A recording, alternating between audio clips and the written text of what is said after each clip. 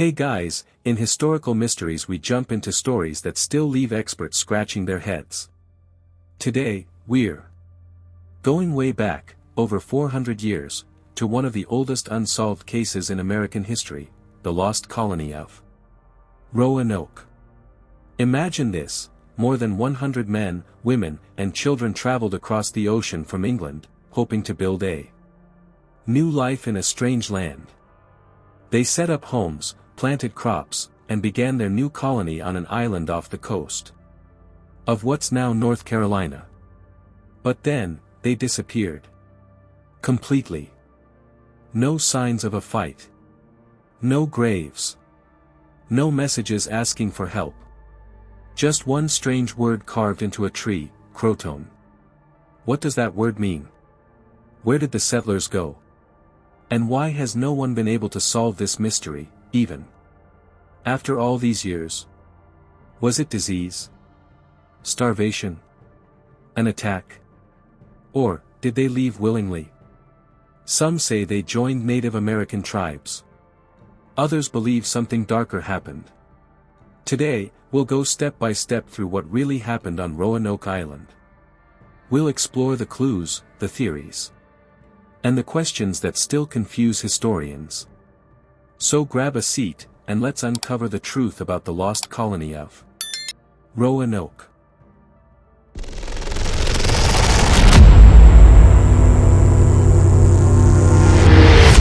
Back in the 1500s, Europe was changing fast. Countries like Spain and Portugal were getting rich by exploring new parts of the world. They had ships, maps, and powerful kings who wanted more land, more gold, and more control over the seas. England, which hadn't done much exploring yet, didn't want to be left behind. At that time, Queen Elizabeth I was ruling England. She was smart, powerful, and wanted her country to grow strong. One way to do that was to build colonies in faraway lands, places with new resources, new trade opportunities, and, hopefully, treasures like gold and silver. That's where Sir Walter Raleigh came in. He was a well-known man in the Queen's court, brave, clever, and full of big ideas. He told the Queen that England should set up a colony in the New World, across the Atlantic Ocean. This colony could be a place to send English people, grow crops, trade with native tribes, and maybe even find gold. Queen Elizabeth liked the idea and gave Raleigh a charter, a legal paper giving him permission to claim land in her name. Raleigh didn't go to the New World himself, but he helped organize the trips. He chose a location on the coast of what is now North Carolina. Back then, the area was part of a region the English called Virginia, named after the Virgin Queen, Elizabeth herself. The first few attempts to create a colony were rough. The explorers didn't know the land, the weather was harsh, and food was hard to find. On top of that, relationships with local Native American tribes were complicated. Some tribes were friendly and helpful, but others were cautious or even hostile. After all, the English were strangers arriving in someone else's homeland. Still, Raleigh and his team didn't give up. They believed this colony could be the start of something great. They imagined towns filled with English settlers, farms growing fresh food, ships carrying goods back and forth, and maybe, just maybe, a few gold mines hidden in the hills. In 1585, a group of settlers landed on Roanoke Island. It was a small island just off the coast, surrounded by water and forests. At first, things seemed hopeful. The settlers started building houses, talking with nearby tribes, and trying to grow crops. But they were far from home and unprepared for the challenges ahead. Food ran low. The weather turned bad. Arguments broke out. And their supplies from England didn't arrive on time. Some settlers gave up and returned to England. Others stayed behind and waited for help. It was clear that building a colony in the New World was much harder than anyone had expected. Still, the dream of Roanoke didn't die. In 1587, Raleigh sent a new group of settlers, about 115 men, women, and children. This time, they were serious about staying. They brought families and supplies, and they hoped to build a real town that could last for generations. They named their governor John White. He was a talented mapmaker and artist who knew the area from earlier trips. White believed that with enough time and the right support, the Roanoke colony could become a shining success. The settlers had big hopes. They wanted land to farm, a place to live in peace, and a fresh start. They believed they were helping England grow and that they might even become rich one day. But what they didn't know was that their journey would end in one of the greatest mysteries in American history. Because just a few years later, they would all be gone. In the summer of 1587, a group of 117 English settlers arrived on the shores of Roanoke Island. This group was different from earlier expeditions. It wasn't just soldiers or explorers, this time, there were families. Men, women, and even small children had come across the Atlantic Ocean to build a new life in the New World. They were brave and hopeful, ready to start fresh in a land they barely knew. The leader of the group was a man named John White. He wasn't a soldier or a rich nobleman, he was an artist and mapmaker. But he had experience. He had traveled to this land before and knew the coastline, the plants, and some of the local Native American tribes. People trusted him to lead. He had a calm manner and believed in the dream of building a permanent English settlement. When they first arrived, things seemed to be going well. The weather was warm, the land was green, and the sea was close. The settlers started building homes using wood and local materials. They tried planting crops and digging wells. It was hard work, but many of them believed they were doing something important. Some even thought they were building the beginning of a new country. Scene: a sunny summer afternoon on Roanoke Island. Settlers construct simple wooden houses with thatched roofs, using logs and local materials. Others dig a deep well while a group tends small crop fields of corn and beans. Children play nearby with wooden toys, and smoke curls from a cooking fire. The sea glistens in the background, just beyond the tree line, and seabirds will above the shore. The atmosphere is warm and determined, capturing the sense that these people believed they were laying the foundations of something far greater than themselves, possibly the start of a new nation. The land was unfamiliar. The soil was dry in places and hard to farm. The animals they hoped to hunt were not always nearby. Some plants were strange to them, and they didn't know which were safe to eat. Their supplies, which they had brought from England, started to run out. Then came problems with the native tribes. While the Croatan people seemed friendly, other nearby tribes were not. The English had already made some enemies during earlier visits, when explorers took food or acted rudely. Tensions began to grow. The settlers weren't always respectful, and the native tribes weren't always forgiving. There were small fights, harsh words, and growing fear on both sides. Soon, the settlers felt isolated. They were surrounded by a huge forest, far from home, and with no easy way to contact England. They didn't have enough food, and they didn't have the skills to live off the land. Their homes were basic and offered little protection from storms or attacks. In the middle of all this stress, something amazing happened: a baby was born. Virginia Dare, the first English child ever born in the New World. She was the granddaughter of John White. Her birth gave the settlers hope. It felt like a sign that life would go on, that families could grow here. People celebrated, even though their future was still uncertain. But even with this new joy, their problems didn't go away. Crops weren't growing. Water was getting scarce. And help from England still hadn't arrived. The settlers needed more food, tools, and protection. John White, as the leader, made a difficult decision. He would sail back to England to ask for help. He promised to return quickly, with fresh supplies, more people, and everything they needed to survive. It was risky. The journey across the ocean took months, and there were dangers at every turn. But the settlers trusted him. They stayed behind, waiting and hoping. White left in late 1587. He thought he'd be back within the year. But he would not return for over 3 years. Why the delay? War had broken out between England and Spain. Queen Elizabeth needed every ship and sailor to fight the Spanish Armada. No one was allowed to leave the country for a long time. Even when White begged to return, he was told to wait. So the settlers at Roanoke were left alone, trapped in a strange land, surrounded by forest, running low on food, and wondering when help would arrive. Did they survive the winter? Did they move to a safer place?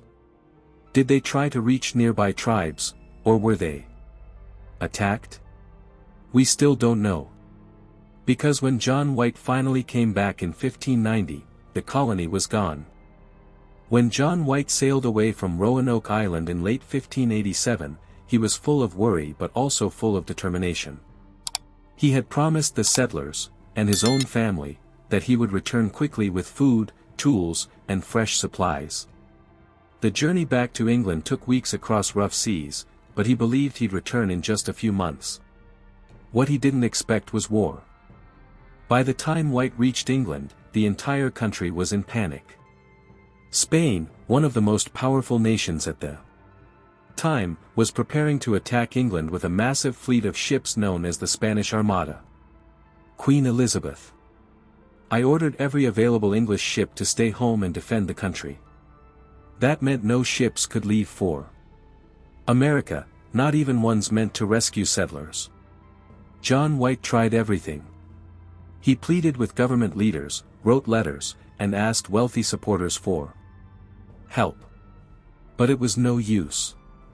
The Queen had made it clear, England needed to protect itself first. The seas were dangerous. Any ship heading toward America could be attacked by Spanish warships. And so White waited. He waited through the winter of 1588, and then the spring, and then another year. His heart was heavy. Every day, he thought of the 117 settlers he had left behind, friends, neighbors, and especially his own daughter and granddaughter, Virginia Dare. Were they safe? Were they alive? He didn't know. And that uncertainty haunted him. Finally, in 1590, 3 years after he had left Roanoke, John White found a way back. A group of privateers, or sea raiders, agreed to let him join a mission heading toward the Caribbean. It wasn't a rescue mission, but White convinced them to stop at Roanoke Island so he could check on the colony. He was nervous but hopeful. Maybe the settlers had survived. Maybe they had moved inland. Maybe they had built something even bigger than before. The journey was rough. The ship was damaged in storms, and supplies were low. But at last, in August 1590, John White returned to Roanoke. The moment he stepped ashore, he knew something was wrong. The settlement he had helped build was gone. No people came to greet him. There were no fires burning, no sounds of children, no signs of life. The houses had been taken down, or destroyed. The fences and defenses were missing.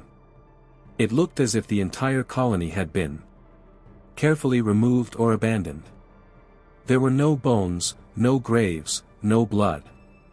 It didn't look like a battle had taken place. It looked like the people had simply vanished. Then, White saw something strange carved into a wooden post near the entrance to the abandoned site. It was a single word: Croton. Not far from that, another tree had the letters 𝐎𝐧𝐥𝐲 scratched into the bark.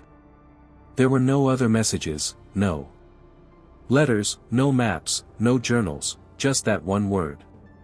John White immediately recognized it. Croton was the name of a nearby island, now called Hatteras Island.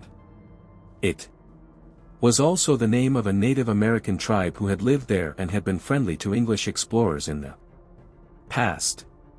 In fact, during earlier trips, White had gotten help from them. Could the settlers have moved there? White remembered that he had made a plan with the colonists before he left. If something happened and they had to move, they were supposed to carve the name of their new location into a tree or post. And if they were in danger, they would also carve a symbol, a cross. But there was no cross, no sign of distress. Just the word 𝐎𝐧𝐥𝐲. To John White, this meant they had probably moved there willingly. Maybe they had run out of food and had no choice but to go live with the Croton tribe. Maybe they had planned to return once things improved. It gave him hope. He wanted to sail to Croton Island right away. But again, bad luck struck. A storm hit the coast and damaged the ship. The captain of the crew refused to continue the search. Supplies were running low, and the crew feared more storms. White begged them to go just a little further, to check the one place that might still hold answers. But they wouldn't do it. The ship turned around and headed back to England. John White never saw the settlers again. And so, the mystery deepened. No one knew for sure what happened to the 117 people who had once called Roanoke their home. Had they really gone to Croton Island?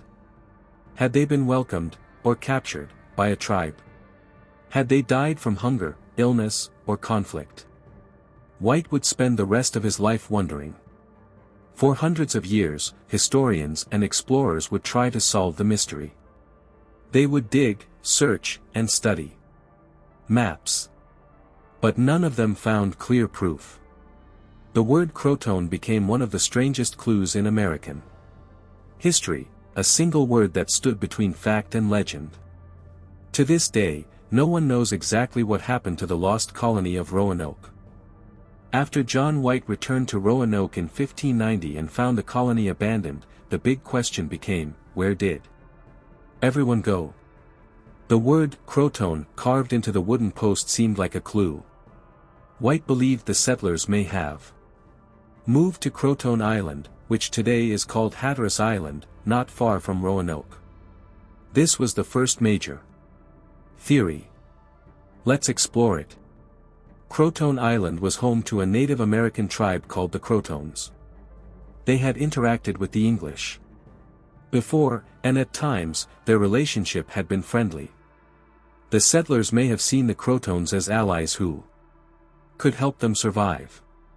Remember, the settlers were running low on food. They were not used to the wild land, the hot summers, or the storms that often rolled across the coast. Building homes, planting crops, and hunting were all much harder than they expected. On top of that, tensions with other nearby tribes made life even more dangerous. So maybe the settlers made a choice. They could stay at Roanoke, where survival was uncertain, or they could go live with people who knew the land better than they did. It would make sense to leave a message behind. Croton may have simply meant, we've gone to live with the Croton tribe. And since there was no sign of a fight, no damaged buildings, and no graves, some historians believe the settlers left peacefully. No one forced them to leave. They weren't attacked. They just moved on. This theory suggests the settlers slowly blended in with the Croton people. They may have learned their ways, shared stories, married into the tribe, and eventually became one with them. If this happened, over time, their English identity would fade away, no longer a colony of settlers, but part of the native community. But even though this theory sounds simple, there are still many unanswered questions. First, why didn't they leave a clearer message? The original plan, made with John White, was that if the settlers had to move, they would carve the name of the new location. They did that, Croton. But they also agreed that if they were in danger or being forced, they would carve a special symbol, a cross. White said he didn't see any cross. That meant, in his view, they moved on their own. But he also noticed that nothing was very clear. Just one word, no date, no direction, no full explanation. That leaves room for doubt. Some wonder if Croton was meant to trick someone, maybe a warning or a secret code. Or perhaps, in the years that passed while White was stuck in England, something bad happened, and they had to leave in a hurry. Maybe they couldn't leave a full message. Second, if they did go to Croton Island, why couldn't anyone find them later? John White never got to check the island because of the storm and the ship captain's refusal. But later visitors and explorers also looked there, and still found no trace of the settlers. No English houses. No graves. No old tools.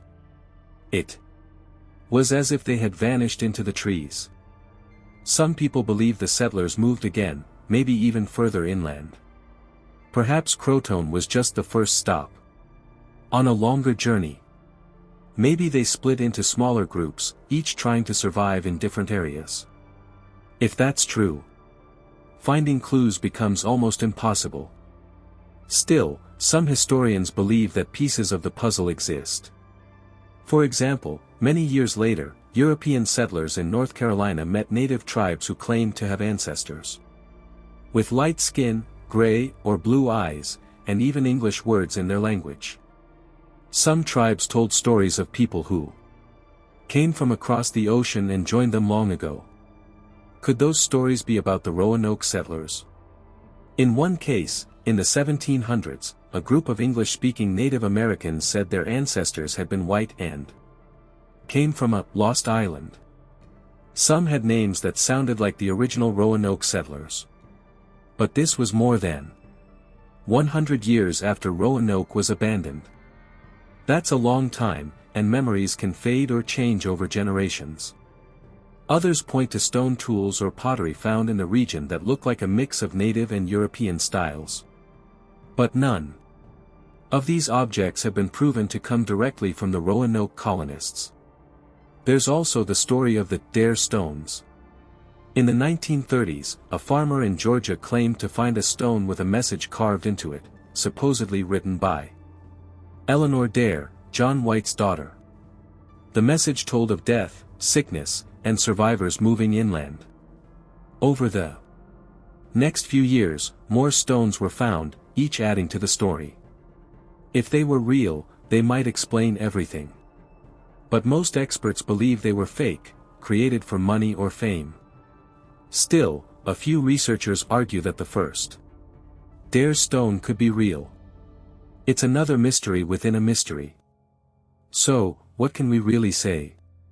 The theory that the settlers moved to Croton Island makes sense. It fits the clues we have. It explains the word carved into the wood and the peaceful look of the abandoned site. It offers a way to understand how 117 people could disappear without a fight. But it doesn't explain everything. There's still no solid proof. No bodies. No journals. No clear signs. Just bits and pieces, words in trees, strange stories, and silent ruins. Maybe the colony moved. Maybe they scattered. Maybe something else happened entirely. This is just one theory, but it's a big one. And there are more. If the Roanoke colonists didn't go to Croton Island, or if they did, but never stayed there, then what else could have happened? The mystery opens up to even more chilling possibilities. Theory 1, they tried to sail home. Some experts believe the settlers may have tried to build a boat and return to England on their own. It sounds bold. But remember, John White had left them for what was supposed to be a short supply trip. Months passed. Then. Years. No help arrived. Hunger may have been rising, and relations with local tribes could have grown tense. What if they decided to take their chances on the sea? The colonists had tools, trees, and at least a basic understanding of ships. Perhaps they built a small vessel, packed their few remaining supplies, and set sail, hoping to reach friendly territory, or even England. But the Atlantic Ocean is no friend to tiny boats. Even trained sailors struggled with storms and waves in the 1500s.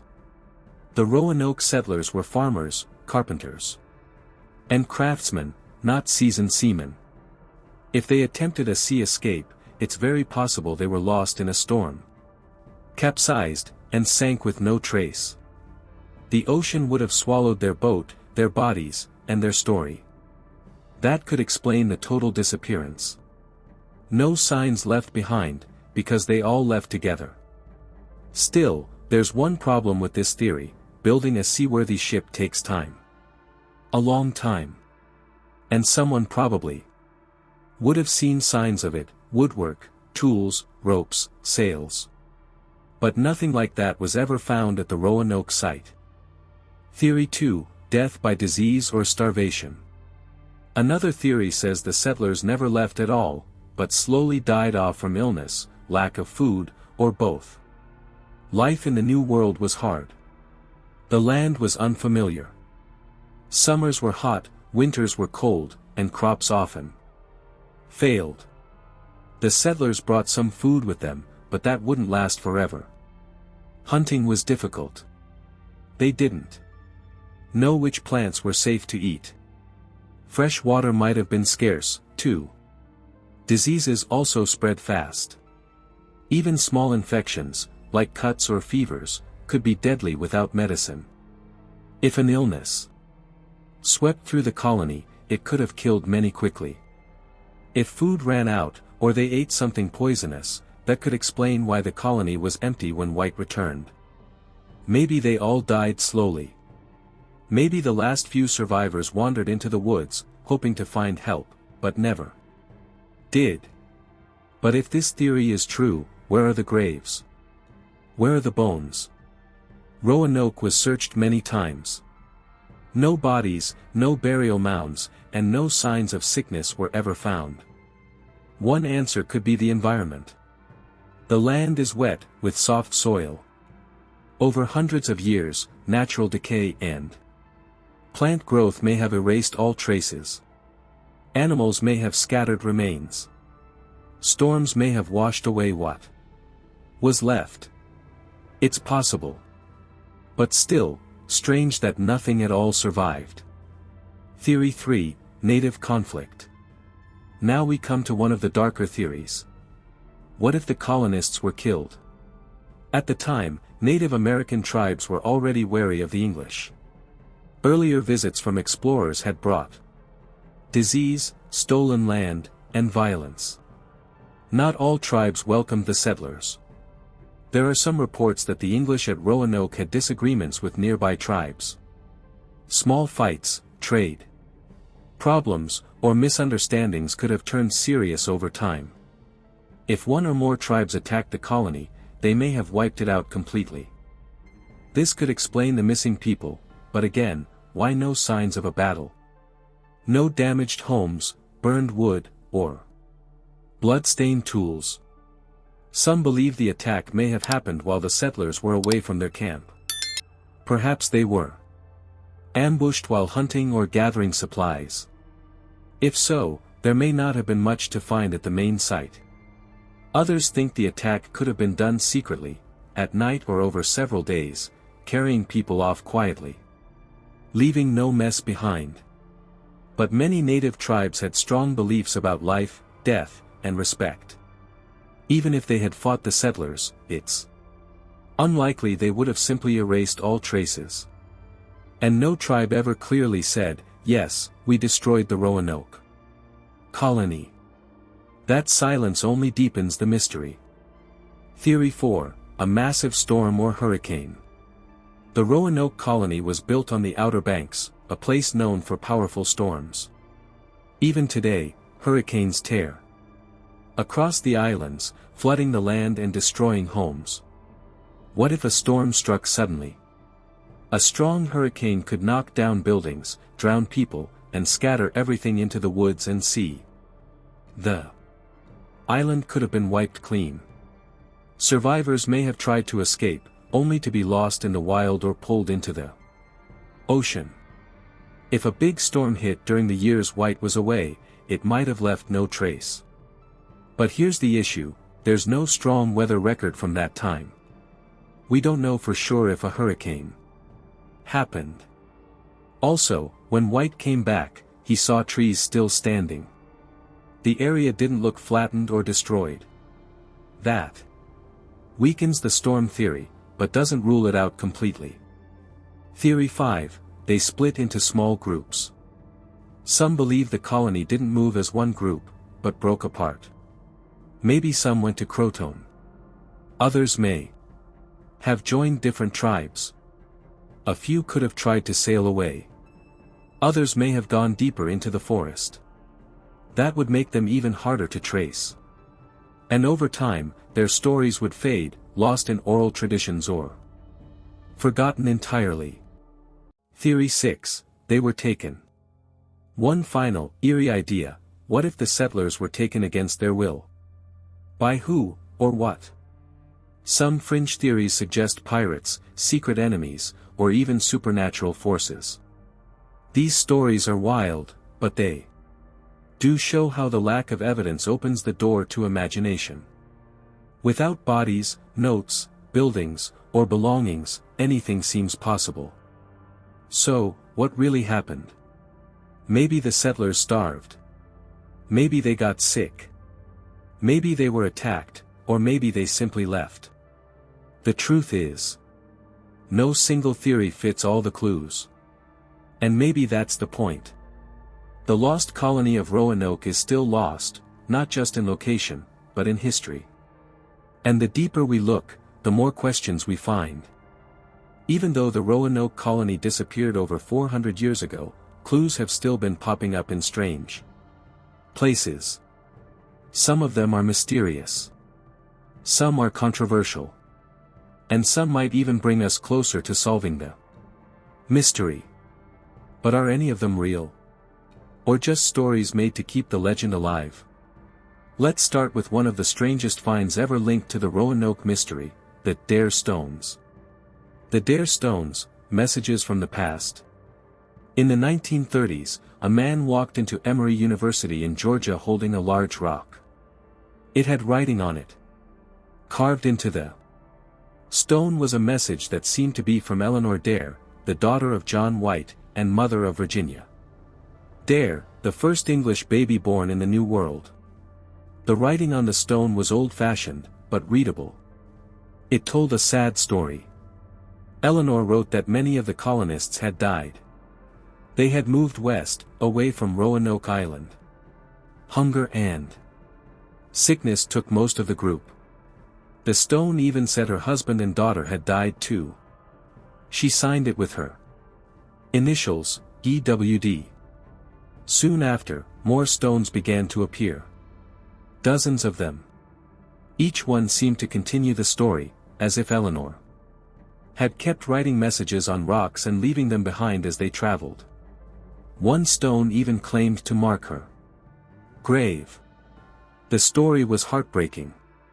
And if it was real, it would mean that at least some colonists had survived, for a while. But were the stones real? Real or fake? At first, scholars were excited. If true, the Dare stones were the biggest clue ever found. But over time, doubts started to grow. The first stone had odd spelling. Some of the words didn't match the style used in the 1500s. And it seemed strange that the carvings had lasted so long in the wild without damage. Then things got even weirder. One man claimed to find dozens more Dare stones in a short amount of time. People started to think he was making them himself. Eventually, most experts agreed that almost all of the stones were fake. Still, some believe the very first stone might be real. Unlike the others, it was found by a different person and has a slightly different carving style. But here's the problem, no one can prove where it came from. Without proof, it stays a mystery. Even so, the Dare stones captured the public's imagination. For years, they were displayed in museums and written about in magazines. People wanted the story to be true. And maybe, a part of it still is. Hidden hints in old maps. Another strange clue appeared in 2012, not in the ground, but on paper. Researchers studying a 400-year-old map created by John White himself found something odd. The map showed the coast of North Carolina and Virginia. But under a patch on the map, which had been painted over, was a tiny drawing. A small red and blue shape that looked like a fort or settlement, about 50 miles inland from Roanoke. Could this have been where the settlers went? Some experts think yes. They believe White may have known that the colonists had planned to move, and he marked it secretly on his map. Maybe he covered it up later because of war or political reasons. Others say it might just be an artistic mark, nothing more. But the area marked on the map, near the Chowan River, has since become a place of interest for archaeologists. And in the 2010s, scientists began digging there. What did they find? Bits of pottery, tools, English-style items that seemed to date back to the late 1500s. It wasn't clear proof of the colony, but it was a start. At the very least, it showed English people had lived or visited that area around the right time. Could they have survived there? Did they join a local tribe? Or was it just a small group that split off? Again, no one knows for sure. But this old map may still hold more secrets than we realize. The DNA clues. In recent years, science has opened up another new path, DNA testing. Some families in North Carolina and nearby areas have claimed for generations that they are descended from the lost colony. They say their great-great-grandparents told stories of English blood, passed down through the years. Could these families be telling the truth? A few groups have started collecting DNA samples from these people and comparing them to known English lines from the 1500s. If matches are found, it could prove that at least some colonists survived, and had children. So far, the results are mixed. No clear match has been made yet. But DNA research is still young. And as more people test their family trees, the truth may come to light. Strange hints from tribes. Some Native American tribes have also passed down strange stories that seem to connect to Roanoke. One tribe said their ancestors told of pale-skinned people who came from the east, spoke differently, and wore English-style clothing. Some had blue eyes. Some were said to have lived among the tribe and even taught them new ways of farming and building. Were these the lost settlers? Or just stories that got twisted over time? Nobody can say for sure. But if true, it suggests something amazing, that the colonists weren't killed or lost, but absorbed into the land. They may have lived, learned, and blended into the cultures already here. A hidden legacy. Even though the lost colony vanished, they may not be truly lost. Pieces of their story may live on, in family bloodlines, in tribal stories, in maps, and in stones. Each clue opens another door. Each discovery raises more questions. And that's why the story still fascinates us. We may never know exactly what happened. But these secret messages and strange hints keep the search alive. So far, we've talked about the main theories. Maybe the colonists moved to nearby islands. Maybe they starved or were taken by disease. But what if it wasn't that simple? What if something bigger was going on, something deeper, hidden, and possibly even secret? In this chapter, we explore the bolder theories. These are the ideas that don't have solid proof, but they keep coming back. Some are political. Some are military. Some are otherworldly. Let's start with something that may sound like a spy story, a secret mission ordered by the Queen. A hidden relocation. Some researchers believe the Roanoke colony was never meant to survive in one place. According to this theory, Queen Elizabeth I and her advisors had a bigger plan. At the time, England and Spain were at war. The Spanish Empire controlled much of the Americas, including the powerful colony of Florida. The English, meanwhile, were trying to sneak into the New World and set up secret bases. These bases weren't just for farming and families, they were also for spying, ship repair, and attacking Spanish treasure fleets. So here's the theory: the Roanoke colonists were just part of the plan. They were told to set up on the island first, but then move inland to a hidden location, somewhere the Spanish couldn't find them. Maybe that's why there were no signs of a fight.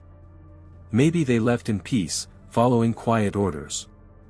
The carving of Croton could have been a coded message, pointing to a direction or plan known only to officials back in England. But if that was true, why didn't John White know? Well, maybe he wasn't told either. Maybe he was just the cover, an artist and explorer leading a normal colony, while a second group moved somewhere else. This theory is bold, and hard to prove. But it reminds us that Roanoke was more than just a small colony. It was part of a dangerous time when countries played games of power, war, and secrets. Enemy actions, pirates or the Spanish. Another bold idea. Maybe the colonists didn't disappear quietly. Some think they were taken, or wiped out, by outside forces. Let's talk about Spanish. At the time, Spain controlled a huge empire, and they didn't want England setting up colonies nearby. Spanish ships patrolled the sea, and Spanish soldiers often attacked rival settlements. There's a record that a Spanish mapmaker drew Roanoke Island not long after the English landed there. So it's possible the Spanish knew exactly where the colony was.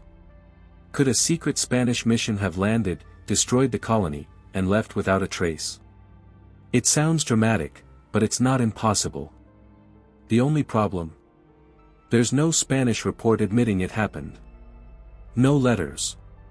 No orders. No survivors. Still, some historians think it's strange how quiet the area became afterward. Maybe someone made sure no one could talk. Then there's the idea of pirates. The seas around Roanoke were full of them. French pirates, English raiders, and even independent groups attacked both ships and settlements. Some worked for countries, others for themselves. Could pirates have found the colony and taken the people? Maybe used them for labor, or ransomed them, or worse? Again, possible. But again, no solid proof. And yet, the silence around Roanoke almost feels too perfect. No bones. No burned buildings. No records. As if the colony was erased on purpose. A lost civilization. Now we move to even stranger ground. What if the colonists didn't just vanish or die? What if they found something?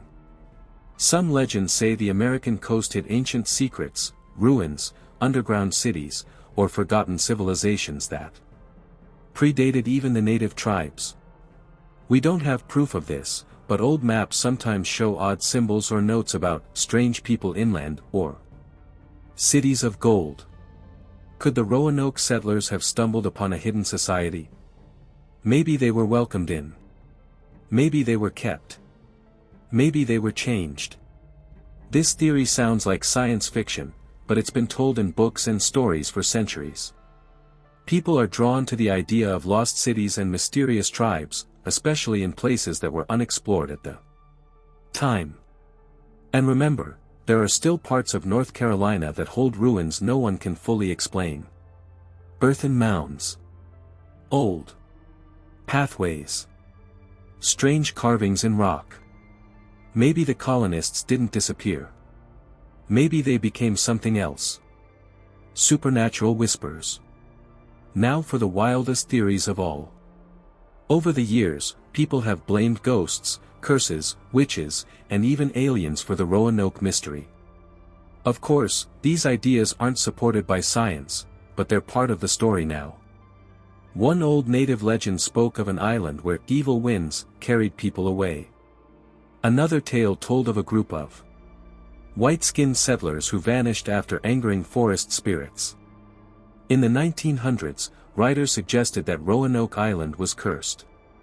That something in the land itself made it impossible to live there. And some people, even today, say the place feels off.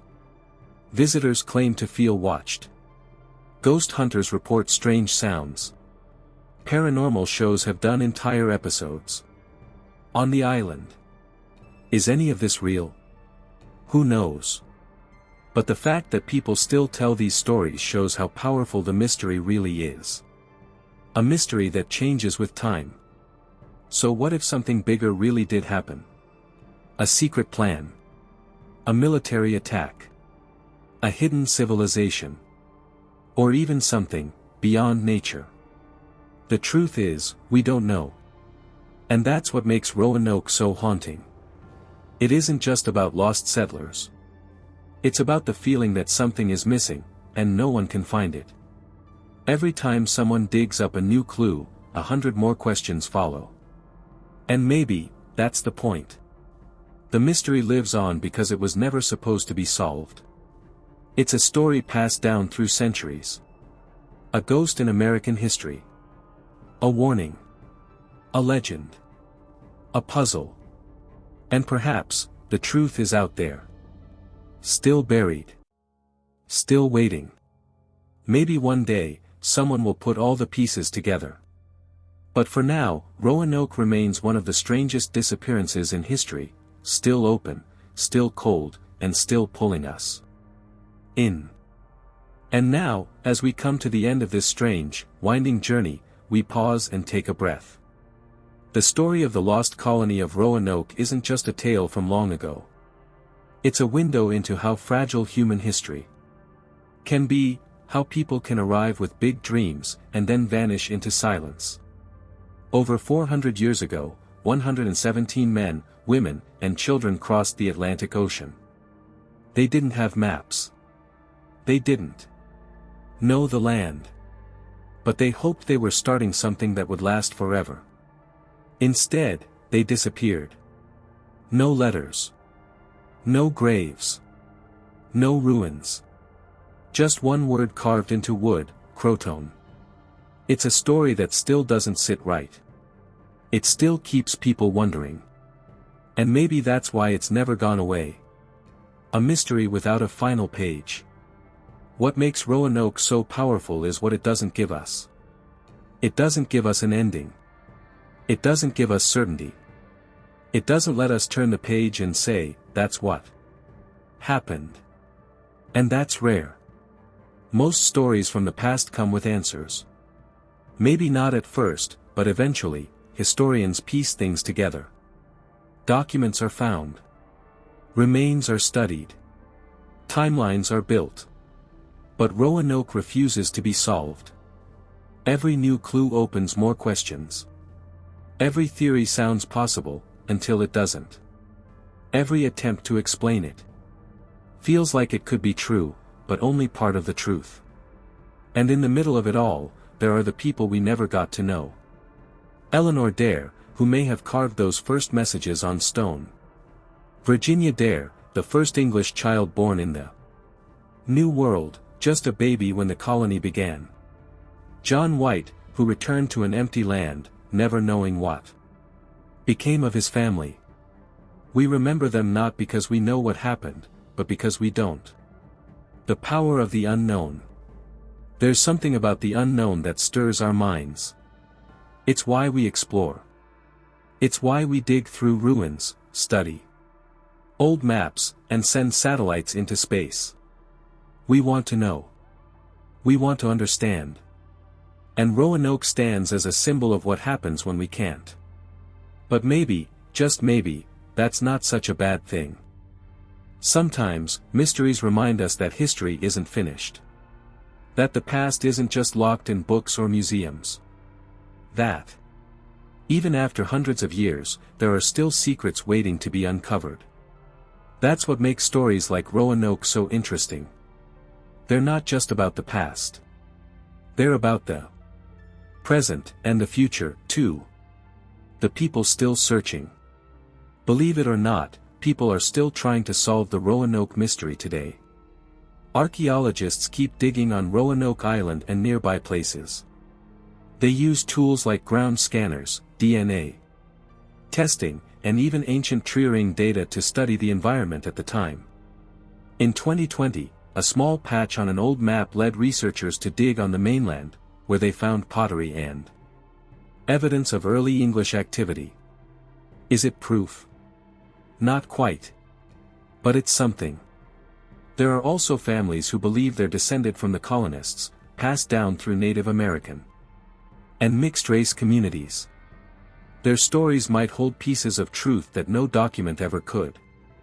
And of course, books, documentaries, and films keep the legend alive, each one offering a different version, a different angle, a new what if. The fact that people still care says something. Roanoke is more than a mystery, it's a question that history keeps asking us. What happens when we disappear? Maybe that's the deeper meaning behind this story. It's not just about one colony. It's about how easy it is for people to be forgotten. To leave behind no record. No trace. Just a name, and questions. In a world filled with cameras, satellites, and online histories, it's hard to imagine 117 people vanishing without a trace. But that's exactly what happened. And it reminds us that we don't know as much as we think. That history can be fragile. That sometimes, even the loudest stories fall silent. But silence doesn't mean the story is over. It just means we haven't found the right voice yet. A thank you, and a challenge. So now, as we close this chapter, we want to thank you, for being curious, for listening, and for keeping the story of Roanoke alive. Because stories only survive when they're shared. If you've enjoyed this mystery, there's more where it came from. History is full of unsolved puzzles, lost cities, and tales that still whisper across the centuries. We tell them not just to be entertained, but to remember. To remember that the people before us were real. That they had hopes, fears, families. That they tried, and sometimes failed. But even in failure, even in disappearance, they left behind something powerful.